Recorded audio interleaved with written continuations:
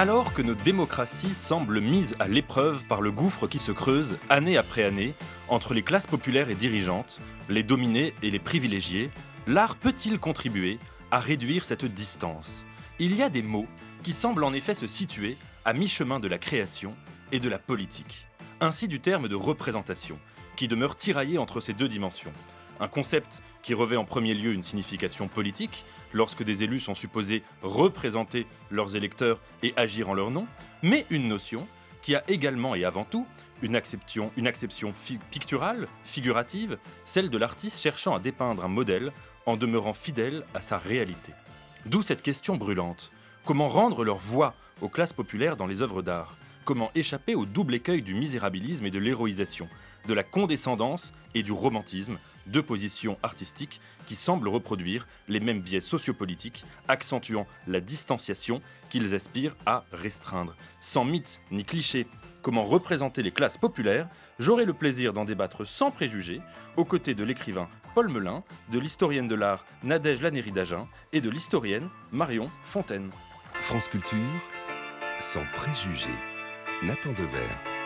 Bonjour Marion Fontaine. Bonjour. Vous êtes professeur au Centre d'Histoire de Sciences Po et vous êtes notamment auteur de Fin d'un monde ouvrier, Liévin 1974, aux éditions de l'EHESS. Bonjour Nadège Lannéry-Dagen. Bonjour Nathan. Vous êtes professeur émérite d'histoire de l'art au département art de l'École normale supérieure, spécialiste de peinture. J'avais eu le bonheur de suivre vos cours passionnants sur la place de l'argent dans l'art contemporain et l'art tout court, et cours qui a donné lieu à un livre qui s'appelle L'argent dans la peinture, aux éditions Citadel et Masneau. Et bonjour Paul Melun. Bonjour. Vous êtes écrivain, éditorialiste à France Télévisions, où, ne cachons rien à nos auditeurs, vous êtes notamment mon camarade de désaccord sur France Info Télé, et vous publiez votre premier roman, Plouc Story, aux éditions Fayard. Je voulais justement commencer par ce premier roman et par le titre, le choix littéraire et linguistique que vous faites avec ce titre. Vous m'aviez dit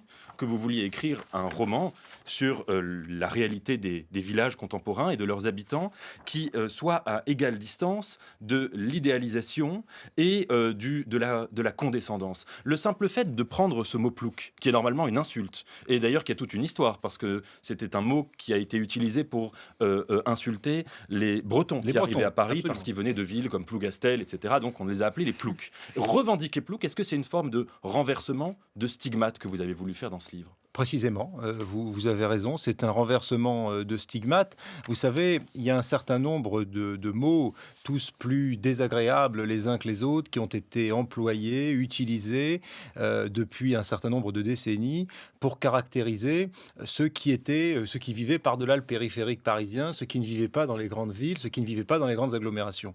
J'ai pris le mot plouc, mais j'aurais pu prendre le mot pecno, même paysan est devenu quelque chose de péjoratif, ce qui est épouvantable dans un pays comme le nôtre qui a une si grande tradition de génie rural.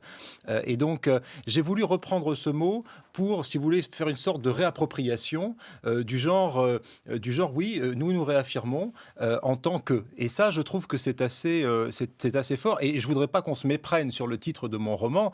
Lorsque je dis Plouc Story, moi, je n'ai ni condescendance vis-à-vis de mes personnages, ni héroïsation. Précisément, j'essaie de trouver la ligne médiane. Mais mon héros, le héros de Plouc Story, Sébastien, lui, il va subir une forme de mépris social. Et il va être renvoyé à son origine sociale, il va être renvoyé à son statut de plouc. Et ça, c'est quelque chose qui va beaucoup le faire souffrir. Parce que aujourd'hui, c'est très difficile, mais comme hier, du reste, quand vous avez un accent du pays, quand vous avez certaines origines sociales, quand vous avez un certain look, quand vous avez certains référentiels culturels, ou plutôt que vous n'avez pas certains référentiels culturels, vous allez être potentiellement mis dans une case. Et lui, ça va être le drame de sa courte existence, d'être ramené sans arrêt par certaines personnes plutôt grossières à son origine et à son statut de plouc. Mais comme beaucoup, enfin comme certains, il va essayer d'aller vers comme les transfuges de classe, quoi. Il va essayer de réussir sa vie, de monter à la capitale pour vivre autre chose et ne plus être ramené sans arrêt à ce statut de plouc qui lui colle à la peau et que malheureusement, on va, même quand il sera à la capitale, je ne vais pas dévoiler la fin du livre, continuer à le ramener malgré tout à cette origine sociale qui va lui coller à la peau. Voilà. Et sans faire après l'analyse politique de ça, on va avoir l'occasion de le faire dans l'émission et dans la discussion.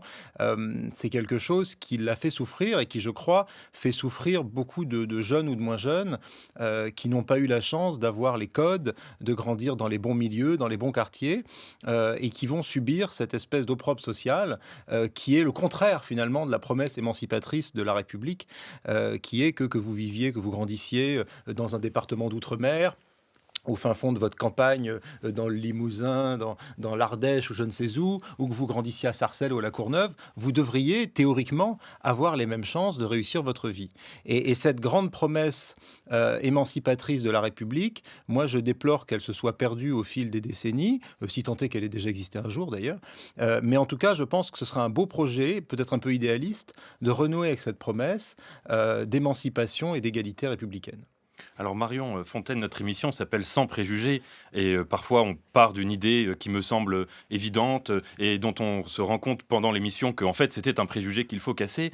Est-ce que j'ai eu raison en introduction de renvoyer dos à dos ce que j'ai appelé le double écueil du misérabilisme et de l'héroïsation, c'est-à-dire ce qui me semble être deux manières de se représenter de façon complètement mythifiée les classes populaires et en fait de cacher une forme de condescendance, qu'elle soit méprisante ou sympathique?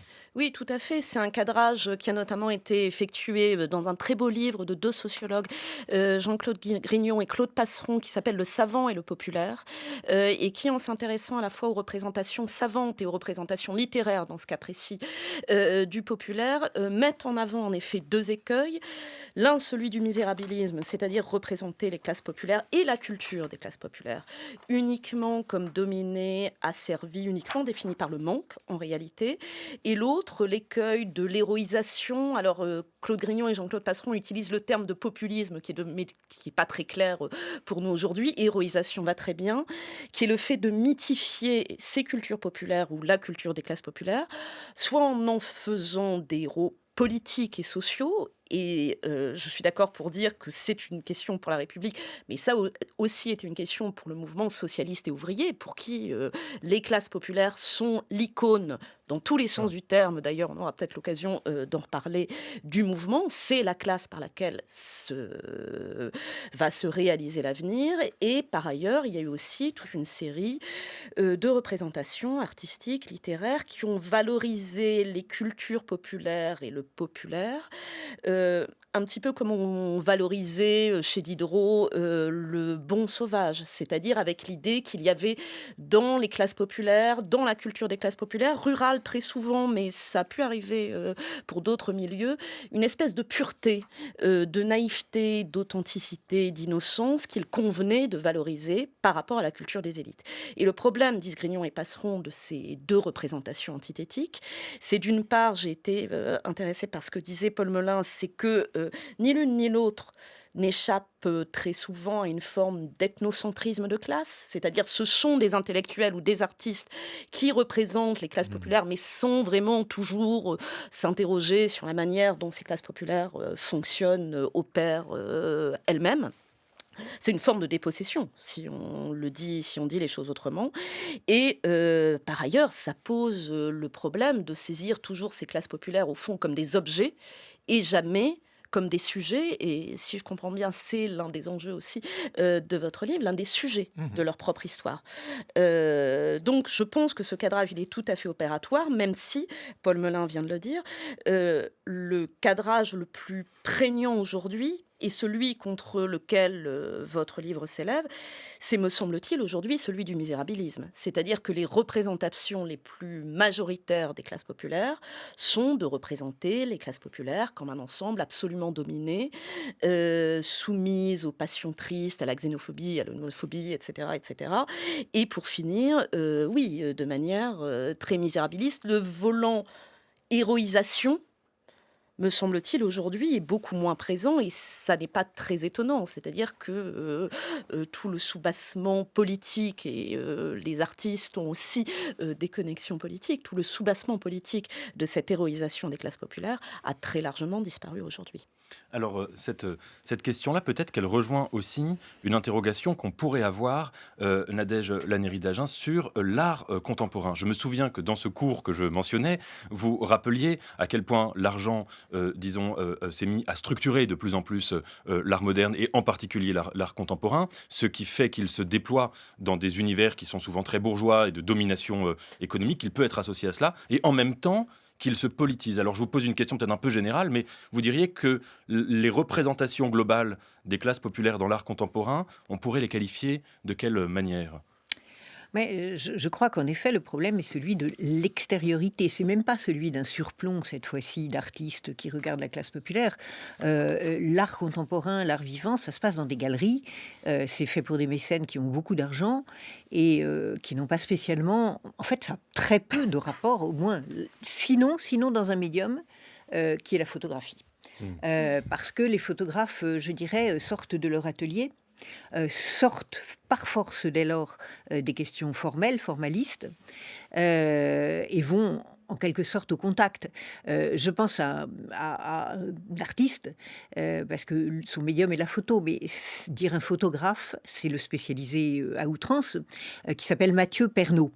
Et Mathieu Pernaut a fait un travail absolument remarquable, au fond un peu dans la suite de Robert Doisneau, qui avait photographié dans les années 80 l'émergence des villes nouvelles, où vivait le nouveau prolétariat, en quelque sorte.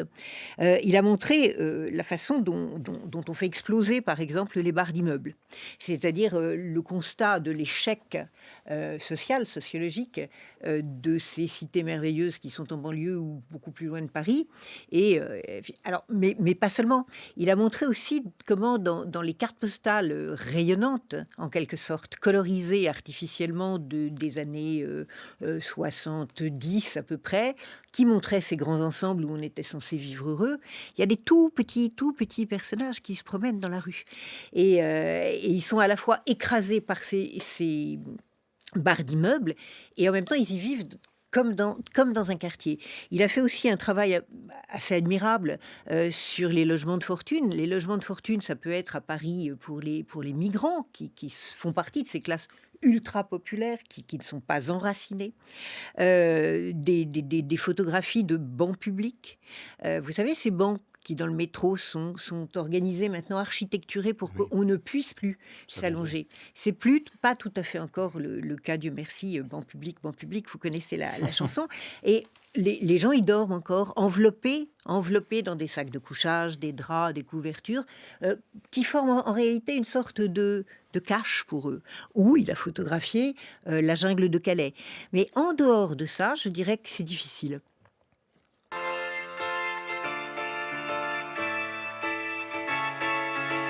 France Culture, sans préjugés. Nathan Dever. Par où commencer ? Cette question, je me la suis posée des dizaines de fois devant la page blanche, comme s'il me fallait trouver la phrase, la seule qui me permettra d'entrer dans l'écriture du livre, une sorte de clé. Aujourd'hui, pour affronter une situation que, passé la stupeur de l'événement, est-ce bien à moi que ça arrive ? C'est la même nécessité qui m'envahit. Trouver la phrase qui me donnera la liberté et la fermeté de parler sans trembler à cette place où vous m'invitez ce soir. Cette phrase, je n'ai pas besoin de la chercher loin. Elle surgit dans toute sa netteté, sa violence, lapidaire, irréfragable. Elle a été écrite il y a 60 ans dans mon journal intime. J'écrirai pour venger ma race. Nos auditeurs auront reconnu la voix d'Annie Ernaux. Il s'agit d'un extrait du discours du prix Nobel, avec cette phrase très importante dans son œuvre où elle dit « J'ai pris dès mon plus jeune âge, mon œuvre est née du désir de venger ma race », formule rimbaldienne. Marion Fontaine, vous avez parlé tout à l'heure d'un mot très intéressant qui est le mot de populisme, qui a une signification politique un peu confuse, complexe. On avait d'ailleurs fait une émission sur le sujet, mais qui a d'abord une signification littéraire. Il y a eu un mouvement littéraire populiste qui sortait d'ailleurs du naturalisme, qui a donné lieu à un prix qui n'existe plus, qui s'appelle plus ainsi, qui s'appelait le prix populisme, du roman populiste. La question qui se pose, c'est dans quelle mesure, entre le 19e siècle et aujourd'hui, on est passé d'une exigence d'un roman réaliste, et peut-être que je raconte mal les choses, sur les classes populaires, au sentiment que dépeindre la réalité populaire était quand même un combat social en tant que tel. Alors, je pense que, en réalité, c'est des questions extrêmement vastes que vous posez, extrêmement intéressantes. Je pense qu'en réalité, ces deux dimensions sont présentes, y compris dans le roman réaliste. C'est-à-dire que si on prend l'une des incarnations de ce roman réaliste, naturaliste en l'occurrence, qui est Émile Zola, il est enfin, est-ce que Émile Zola a un projet militant lorsqu'il écrit, par exemple, Germinal? Ça n'est pas absolument certain. Est-ce que la réception qui est faite de Germinal est une réception militante? Ça, en revanche, ça l'est beaucoup plus. C'est-à-dire que chez Émile Zola, il y a à la fois une volonté de description des classes populaires, que ce soit les classes populaires minières dans le cas de Germinal, les classes populaires urbaines dans le cas de l'Assommoir, et on l'oublie souvent, les classes populaires rurales dans le cas de la Terre. Et donc il y a une volonté de réalisme, de représentation qui est pour le coup pas du tout laudative. C'est-à-dire que la représentation des paysans dans la terre de Zola, elle est horrible. C'est-à-dire que ce n'est que crime, inceste, lutte pour avoir la terre, etc. C'est pas du tout des représentations glorifiantes et héroïsantes. Et même toute une partie des mineurs de Germinal, du grand-père au petit garçon handicapé, qui sont des personnages qui ont parfois des côtés monstrueux. Donc il y a à la fois cette perception, en effet, cette volonté de représenter au plus près des conditions de la domination et de ce que fait la domination, la situation des classes populaires.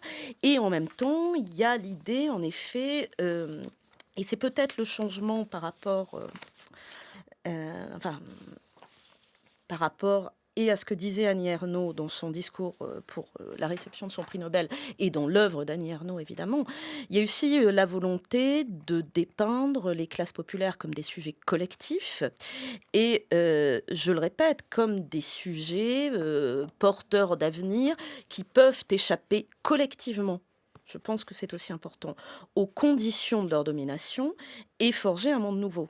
Ce qui me frappe dans je le répète, à la fois dans le discours d'Annie Ernaux, mais aussi dans son œuvre, c'est que la perspective de transclasse, de transfuge de classe, on parle de ça comme on veut, elle l'aperçoit de manière beaucoup plus individuelle. C'est-à-dire que c'est la sortie et que la question de la sortie collective de la domination, de comment, au-delà de mon évasion, peut se penser une question de sortie collective, il me semble qu'elle est beaucoup moins présente. Disant cela, je ne porte pas un jugement et je ne compare pas l'œuvre d'Annie Ernaux à celle d'Émile Zola, ce qui n'aurait absolument aucun sens, pour plein de raisons, mais je suis frappée par le changement et par le fait, effectivement, que cette dimension de collectif des classes populaires, qui est présente dans beaucoup d'œuvres artistiques, Constantin Meunier, etc., sculpteur belge de la fin du 19e, me semble aujourd'hui infiniment moins présente. Mais c'est peut-être aux romanciers plus aigus que moi à qui il faudrait poser la question. Mais alors justement, le romancier, je ne sais pas si vous reprenez la formule d'Annie Ernaux d'écrire pour, le narrateur écrivant pour venger sa race. Mais en tout cas, ce qui m'a frappé dans votre roman, je dirais, c'est une forme d'ambivalence, de densité entre deux dynamiques. Une première dynamique, c'est que votre personnage, du début à la fin de son roman, il est ramené à ce statut, entre guillemets, de plouc. Il y a un personnage d'élu local absolument savoureux qui s'appelle Charpeau et qui ne cesse de l'humilier. Il y a une jeune fille à Bordeaux qui l'invite, d'abord initialement ailleurs, et il va découvrir un univers social qui n'est pas du tout le sien, et il se sent ramené à une condition presque d'intrus dans ce lieu de paillettes, et en même temps, il ne le vit pas de façon collective, puisqu'il reste très solitaire et qui se dit « moi je vais m'en sortir ». Je lis juste un extrait. « Qu'il était loin, le garçon de Chanteuil, celui qui installait des tréteaux, et le barnum avec ses copains pour le vide-grenier. Je n'étais pas devenu cynique ou calculateur par plaisir, mais par nécessité. Je savais que si je relâchais la pression sur eux, mes bienfaiteurs risquaient de me délaisser. Cela explique ma fuite en avant vers la cruauté et la perversion. Mes doutes, ma vulnérabilité ne faisaient qu'exacerber ce mal qui me rongeait. » Alors entre la vengeance et la fuite. Oh, je crois que chez lui, il y a un mélange. Il y a un côté un peu Monte Cristo dans la vengeance. Et puis, il y a une sorte de fuite de sa vie. Et c'est d'ailleurs toute son erreur. C'est de ne pas concevoir son village pour ce qu'il est, pour sa poésie, pour ses racines, pour l'amour que ses parents lui portent, mais de n'avoir qu'une seule obsession, c'est de le quitter. Et c'est en cela, d'ailleurs, que, effectivement, le roman porte, mon roman, sur une trajectoire très individuelle. Si j'avais voulu évoquer les trajectoires collectives d'émancipation de classe, ça aurait plus été un roman, ça aurait été un essai, peut-être très intéressant au demeurant d'ailleurs, mais ça aurait été un essai plutôt politique pour le coup, sur la lutte des classes, etc., sur la façon dont on peut collectivement renverser la table, renverser pourquoi pas le capitalisme, les rapports de domination, enfin ça a été maintes et maintes fois fait, et de façon tout à fait brillante et pertinente. Ça demeure aujourd'hui un projet politique défendu par certains partis, ce n'était pas mon sujet. Moi, mon objet, c'était vraiment d'humaniser, de donner corps à des individus.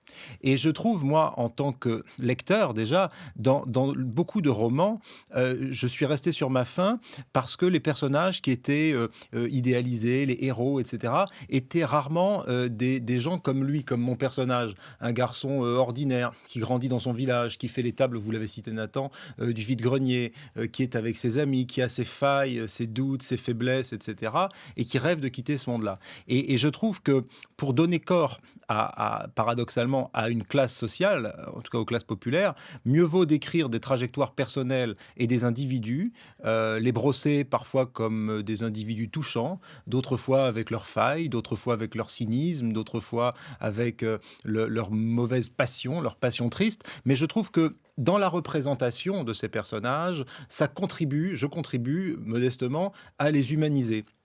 Et si, lorsque l'on ferme Plug Story, mon roman, on se dit, bah, tiens, ce personnage, malgré tout, il doit y en avoir d'autres dans la société, ce gamin qui vient de nulle part et qui rêve de devenir influenceur, etc. Et que ça contribue à donner du corps, de l'humanité à des garçons comme lui, eh ben, je pense que j'aurais réussi mon pari. Voilà. Et donc, c'est pas un message forcément politique ou sociologique, c'est un message d'humanité. Et ça, je trouve que c'est très précieux. D'autres l'ont fait avec beaucoup de talent au cinéma, dans l'art, dans la musique, pourquoi pas, dans la photographie, bien sûr. Et je pense que c'est utile de le faire aussi en littérature.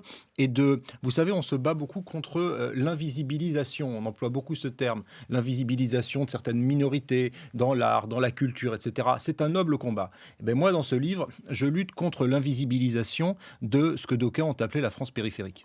Alors justement, sur l'invisibilisation, il y a peut-être une autre dimension qui est très importante, qui est celle du travail. Les classes populaires, ce qui les caractérise, vous parliez de lutte des classes tout à l'heure au XIXe siècle, aujourd'hui encore, mais c'est cette idée d'un travail laborieux. Est-ce que ce soit chez Courbet, que ce soit chez les impressionnistes, que ce soit chez d'autres peintres, cette idée de représenter le corps de l'ouvrier en souffrance, en labeur, comme le disait Jean-Luc Marion dans son beau livre sur Courbet, a eu aussi une importance historique et politique profonde.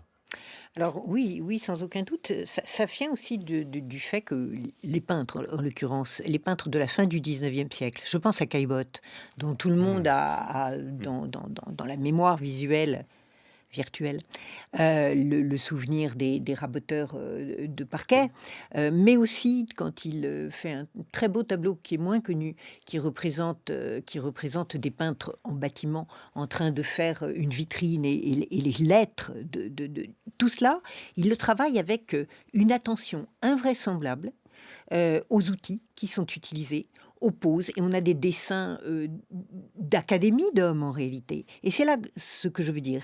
C'est-à-dire que, de nouveau, on n'a pas, de la part de...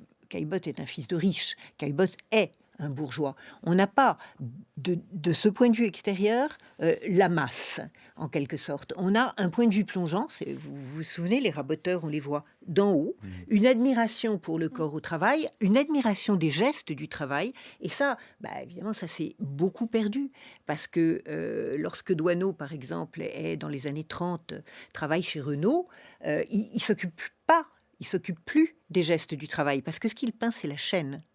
Alors, j'ai le sentiment que le corps, il revient avec des gens qui sont en quelque sorte transfuges de classe, mais qui viennent, qui connaissent. Vous, je ne dirais pas que vous êtes un transfuge de classe, Paul, mais vous venez de ce milieu.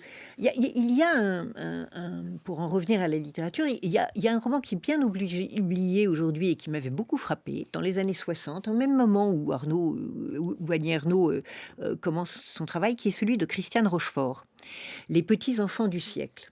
Et c'est un texte absolument invraisemblable sur la construction en réalité des cités comme Sarcelles, ça se passe en partie à Sarcelles, et sur le welfare state, c'est-à-dire faites des enfants et vous aurez une prime qui vous permettra de ne plus avoir de corps travailleur en quelque sorte, puisque vous aurez le frigo, la machine à laver le linge, pas encore la machine. Bon. Mais ça, c'est un point de vue d'en haut. Et puis aujourd'hui, vous avez des jeunes gens qui écrivent comme vous, Paul, mais qui viennent de ces milieux. Je pense à Édouard Louis, pour en finir avec Eddie Bellegueule, ou ce qui est encore différent, parce que là, c'est beaucoup plus politique. Et pour en finir avec Eddie Bellegueule, ce sont les passions tristes autour de lui et la nécessité d'aller voir ailleurs, en l'occurrence pour lui, puisque ça se passe en Picardie, d'aller voir à Amiens, qui est déjà la grande ville. Alors que dans Qui a tué mon père, c'est un plaidoyer contre l'État. Et vous avez beaucoup plus récemment passé une pièce tout à fait étonnante, assez remarquable à mon avis, d'un jeune metteur en scène. C'est un hasard, il s'appelle aussi Eddie d'Arangeau, qui à l'Odéon a donné un Oedipe-roi, qui est en réalité une description de sa propre famille, des violences infligées au corps et des passions tristes, du refus de l'homosexualité également, du rejet. En l'occurrence encore, la Picardie à mauvaise presse, il faut croire, en l'occurrence encore en Picardie. Et je pense que le point de vue extérieur ou le point de vue intérieur sont... et en peinture et en littérature, évidemment déterminent des textes ou des œuvres complètement distinctes. Pour les représentations, la masse, on la trouve à une période très particulière et dans des organes, des médiums très particuliers, c'est-à-dire les peintres anarchistes, les lithographes, les graveurs anarchistes. Je crois que la première livraison de Germinal en fin 84, elle était dans Gil Blas, et là, on a en réalité toute la révolution dans l'illustration du feuilleton. Alors justement, vous parlez d'Édouard Louis, vous parlez de la Picardie, vous parlez de régions qui aujourd'hui sont désindustrialisées, et ça a été un moment majeur, et on ne peut pas comprendre la question de la représentation des classes populaires si on ne parle pas, même brièvement, de ce moment-là. Marion Fontaine, vous avez écrit un livre sur la catastrophe minière de Liévin. C'était le 27 décembre 1974, un coup de grisou dans une mine, engendrant 42 décès, 5 blessés, et ça avait été un traumatisme national à juste titre. Ce livre-là, qui est un livre d'historienne sur l'impact, l'importance de cet événement, est sorti d'ailleurs en même temps juste avant, un an avant, pardon. Mon livre est sorti un an avant le roman. De Sorge Chalandon, qui s'appelait Le jour d'après. À la lumière, par exemple, de cette catastrophe de Liévin, qu'est-ce que ça change dans la perception des classes populaires au temps de la désindustrialisation ? Alors je vais plutôt m'attarder en fait sur le roman de Sorge Chalandon, parce que si on parle de représentation artistique, là pour le coup je prétends pas du tout être une artiste, et je trouve que le roman, et c'est le propre des artistes, a saisi des choses de manière différente de ce que j'ai pu faire comme historienne, qui sont extrêmement intéressantes. Liévin, la catastrophe de Liévin du 27 décembre 1974 est intéressante justement parce qu'elle marque peut-être le basculement par rapport à ce que vous venez de décrire. C'est-à-dire que la fin, au fond, d'une représentation à la fois héroïsante, révolutionnaire du peuple politique, du peuple social. Les représentations se sont mêlées. La représentation des grèves, des révolutions vont ensemble. Et le début d'une représentation beaucoup plus misérabiliste. Justement, c'est-à-dire que ce qui frappe dans la catastrophe de Liévin, c'est que pour ce qui concerne les discours et les représentations qui sont portées à propos de cette catastrophe, elles sont infiniment plus... moins héroïque, moins flamboyante, justement, que Germinal. C'est une représentation très triste. Et qui, au fond, décrit ces mineurs comme des perdants. Comme des perdants de la désindustrialisation, comme des gens qui sacrifient leur vie pour rien. Donc je pense que ce qui est intéressant dans la catastrophe de Liévin, c'est justement ce fait qu'elle atteste en effet tout ce que la désindustrialisation va avoir comme impact sur la représentation des classes populaires. Et alors maintenant que nous avons parlé du 19e siècle et de la désindustrialisation, on va continuer d'avancer dans le temps et de réfléchir au temps présent et peut-être au temps futur.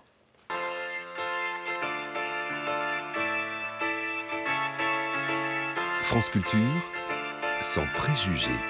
Nathan Devers. Ils s'embrassent au mois de janvier car une nouvelle année commence. Mais depuis des éternités, elle n'a pas tellement changé la France.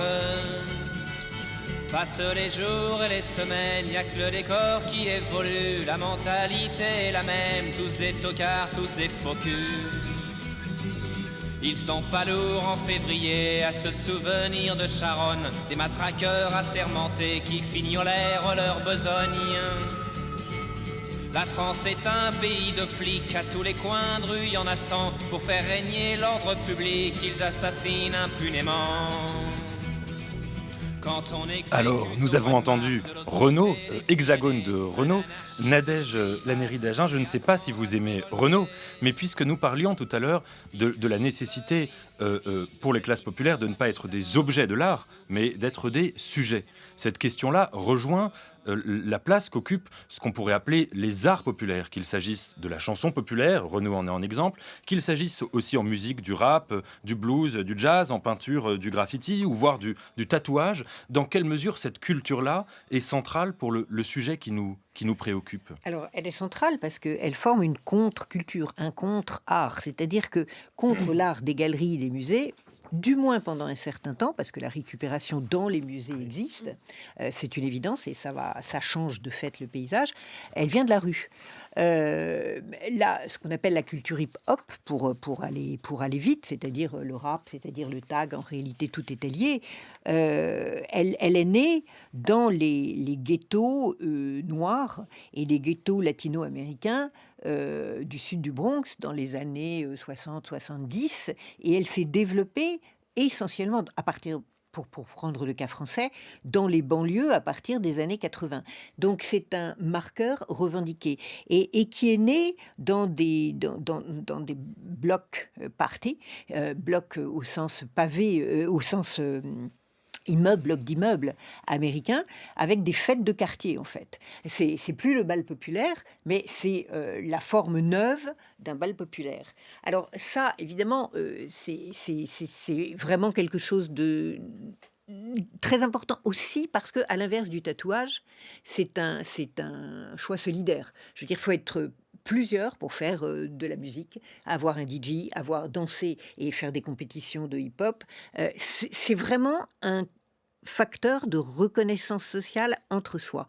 Le tatouage l'a été. Alors, je ne parle pas des tatouages imposés dont on a un horrible souvenir pendant la Shoah, mais à l'origine, c'est très largement un marqueur d'appartenance des marins ou de classe sociale. C'était un marqueur de délinquance dans les prisons. Évidemment, à partir des années 70-80, l'engouement des années 90 notamment, c'est devenu un signe individuel de reprise en main de son destin. Et cela, je dois dire, dans toutes les classes sociales en ce moment. Et c'est une des questions qu'on peut se poser. C'est-à-dire, j'ai parlé tout à l'heure, on a parlé du surplomb ou de l'appartenance à ces classes populaires. je ne suis pas sûre que le rap, qui est aussi un phénomène générationnel, soit passé aux classes bourgeoises et aux classes plus âgées, qui ont le pouvoir et qui ont l'argent. Le tatouage davantage, mais le tag, le graphe sont évidemment et très, très vite, depuis les années 2000, ont été récupérés. Pensez aux expositions Bansky, pensez aux expositions Basquiat. En ce moment, et après le Palais de Tokyo, il y a une exposition d'un tagueur historique au CAPC, au Musée d'art contemporain de Bordeaux. Renault a une collection d'art, ce qu'on appelle l'art urbain contre l'art des galeries. Il y a maintenant des chaires à l'université PSL, à l'université de Paris. Il y a une chaire du graffiti. Donc cette récupération, elle est extrêmement étrange. Qu'est-ce qu'elle va donner ? Oui, alors Paul Melun, dans votre roman, l'élément, je dirais, de culture populaire qui est le plus présent, c'est un élément très contemporain, qui est celui des influenceurs, qui est celui des réseaux sociaux. Votre personnage est fasciné par un influenceur qui est en un sens le deuxième héros du livre. Il y a deux héros, il y a le narrateur et puis il y a ce super John qui a plein d'abonnés, qui met en scène une vie complètement luxueuse et qui va servir de modèle à votre narrateur. Ce qui est très intéressant, c'est que les influenceurs sont peut-être les nouveaux Rastignac de l'époque. Et deuxièmement, qu'il y a une mise en scène quand même des inégalités. Cette visibilisation des inégalités qui a peut-être un effet de fascination sur votre narrateur. C'est toute la difficulté. C'est que moi, mon personnage, il a 17 ans. Et comme beaucoup de jeunes, il passe son temps sur son téléphone à faire défiler, à scroller, pour prendre aujourd'hui le mot à la mode, sur des vidéos, des réels Instagram, des vidéos TikTok, etc. Et comme beaucoup de jeunes, il voit des gens tous plus beaux et plus belles les uns que les autres, avec des peaux lisses, lissées par les filtres ou par le maquillage ou par les skincare routines, dans des lieux époustouflants, dans la Méditerranée, à Monte-Carlo, en Italie, pourquoi pas à Los Angeles ou à Dubaï. Et lui, une fois qu'il referme son téléphone, il est dans son village que j'ai inventé, à Chanteuil-sur-Ciron, et puis il regarde le plafonnier, puis il se dit, il regarde le papier peint moche, il entend sa mère en bas au rez-de-chaussée qui écoute du Corinne Charby, ou qui écoute La Roqueuse de Diamant de Catherine Lara, et il se dit, franchement, j'ai vraiment une vie minable, quoi. Et c'est ça qui est très cruel avec les influenceurs, c'est qu'ils nous renvoient à des choses, et d'ailleurs c'est pour ça qu'on les aime tant et qu'on aime regarder, c'est qu'on a envie de rêver. Qui aurait envie sur son téléphone de voir une vie qui lui ressemble ? Personne n'est satisfait de sa vie, sauf être un peu fou, mais globalement on rêve d'avoir une autre vie, et les influenceurs nous la servent sur un plateau, donc c'est extrêmement séduisant, surtout quand on est en construction, qu'on a 16, 17 ans, surtout quand on n'aime pas l'esthétique de son quotidien, de son environnement, eh bien on rêve. Sauf que lui, à la différence de ses petits copains de son village, il est rêveur, mais il a aussi un peu d'ambition. Et donc il se dit, moi, je veux vivre la même vie que ce super John, que cet influenceur. Je veux, moi aussi, me balader sur un riva en Italie, aller dans des palaces, avoir plein d'argent, être célèbre, être beau, etc.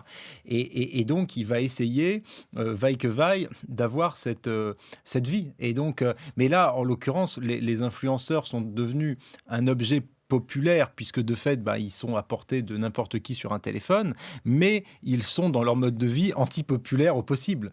C'est tout le paradoxe, c'est-à-dire appartenir à une classe populaire et regarder des vies qu'on imagine, que l'on rêve, etc.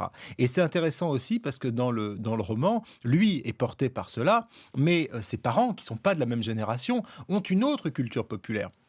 Et cette autre culture populaire, elle se rapproche un peu plus de l'imaginaire des chansons de Renaud. On a passé l'Hexagone, où on aurait pu faire Dans mon HLM, où là, on a vraiment la représentation de la culture populaire d'hier. Et la mère de mon personnage, Sandrine, elle est là-dedans. Elle aime fumer des clopes dans sa voiture, elle aime écouter du Corinne Charby, elle aime écouter, pourquoi pas, Johnny Hallyday ou Sardou. Elle est restée dans un autre univers de classe populaire avec d'autres référentiels culturel. Et c'est intéressant, je trouve, de voir cette évolution.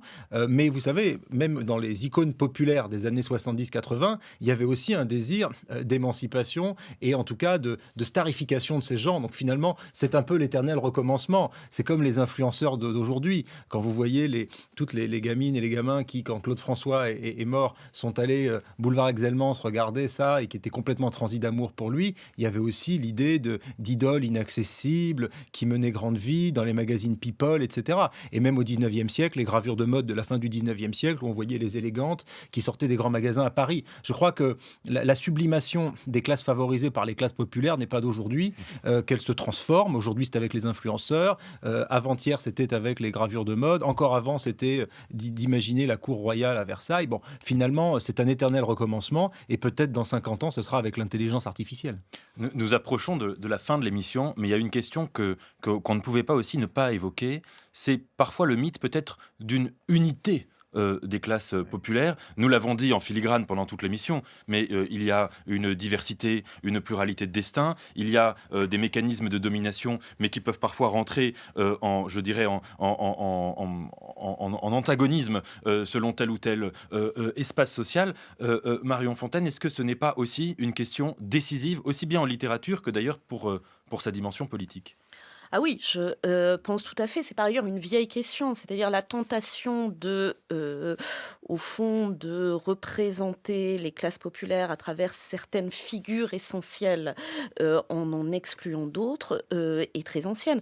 On pourrait dire que pour la fin du 19e siècle, on a énormément de représentations des ouvriers masculins de l'industrie lourde, que ce soit des représentations artistiques ou littéraires, mineurs, sidérurgistes, des représentations des ouvrières du textile de Roubaix, juste à côté, qui forment une masse numériquement largement aussi importante que celle des mineurs. Nous n'en avons quasiment pas. Que ce soit des représentations sur ces ouvrières ou alors des représentations par ces ouvrières, là, vous les cherchez.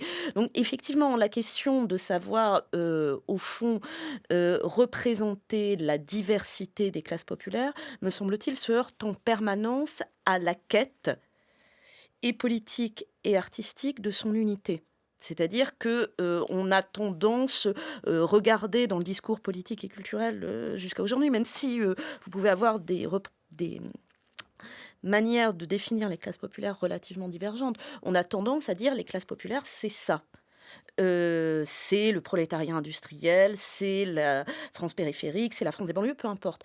Au risque, en effet, d'oublier que, historiquement, les classes populaires en France à la fin du 19e, c'est des hommes et des femmes, c'est des autochtones et des immigrés, c'est des paysans, des ouvriers, des emplois, des artisans, etc.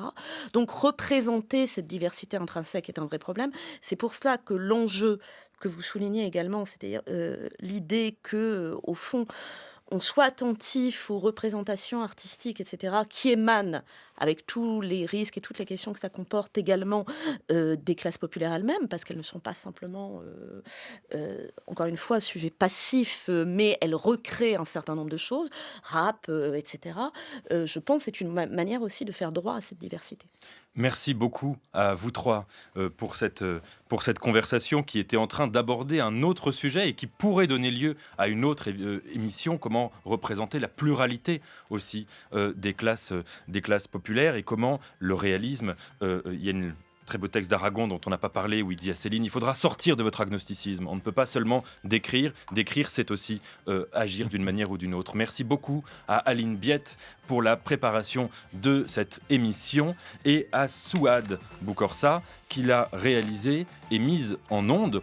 Vous pouvez retrouver cette émission sur le site et l'application de Radio France et je vous dis à bientôt.